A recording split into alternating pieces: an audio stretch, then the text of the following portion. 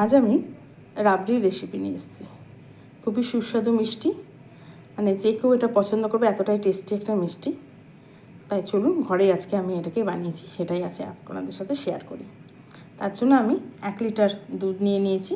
এটাকে আমি একটু ভালো করে ফুটাবো, আর তার মধ্যে একটু কেশর দিয়ে দেবো, যাতে একটু কালারটা একটু চেঞ্জ হয়ে যাবে।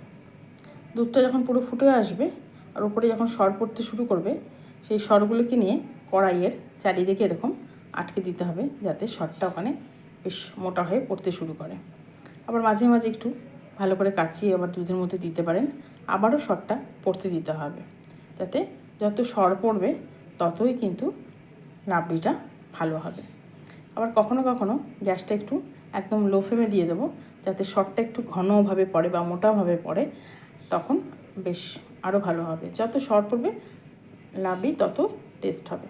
এরকম করে করে সর পড়তে দিতে হবে, আর ওটাকে সাইডে কড়াইয়ে জমতে দিতে হবে।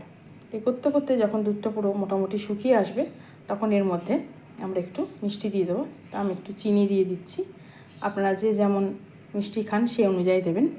এবার দুধটা ভালো করে মানে ঘন হয়ে আসলে চারিদিক থেকে সরগুলোকে ভালো করে কাচিয়ে ওই দুধের মধ্যে দিয়ে ভালো করে একটু ফুটিয়ে নিলেই কিন্তু রাবড়ি আমাদের রেডি হয়ে যাবে। দেখুন কি সুন্দর কালারটা চেঞ্জ হয়ে গেছে।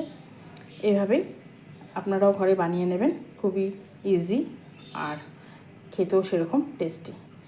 আমরা বাঙালিরা যে কোনো মিষ্টি খেতেই খুবই পছন্দ করি, আর এটা খুবই একটি সুস্বাদু মিষ্টি। অবশ্যই এইভাবে বানিয়ে খাবেন, আর ভালো লাগলে আমাকে লাইক কমেন্ট করে জানাবেন। দেখুন আমার সরগুলো কত সুন্দর হয়েছে।